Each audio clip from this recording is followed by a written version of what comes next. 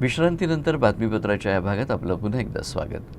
बुलढाणा जिल्ह्यातील मेहकर लोणार मतदारसंघातील शेतरस्ते विकासाला आता वेग मिळणार आहे।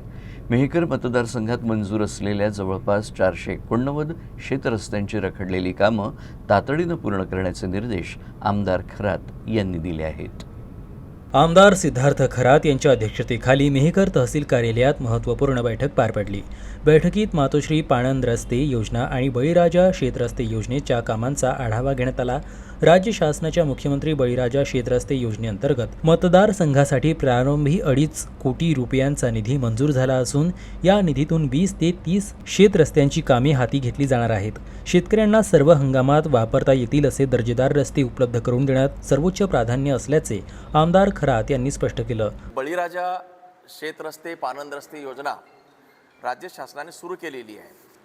त्याच्यामध्ये साधारणपणानं 1000 कोटीचा नियतव्यय शासनाने बजेट केलेला आहे आणि आपल्या मतदारसंघामध्ये 2.5 कोटीचा निधी आपल्याला दिलेला आहे। बळीराजा शेतरस्ते पाणंद रस्त्याचे अध्यक्ष आमदार म्हणजे मी आहे आणि त्याचे सदस्य सचिव उपविभागीय अधिकारी म्हणजे SDO साहेब जोगी साहेब आहेत।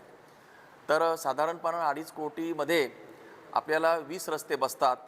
13 ते 15 लाखाच्या हिशोबानं आपण त्याची प्रशासकीय मान्यता 1.5 पट म्हणजे साधारण 30 रस्ते आपल्याला यावर्षी करण्याचं आमचं उद्दिष्ट आहे।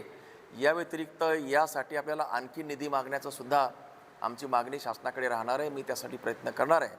त्यामुळे आता मातोश्री पाणंद रस्ते आणि बळीराजा शेतरस्ते पाणंद रस्ते या दोन्ही माध्यमातून आपल्या मतदारसंघामध्ये शेतरस्त्याचा जो कार्यक्रम आहे तो आता सरसकट आपण सुरू करतो आहोत।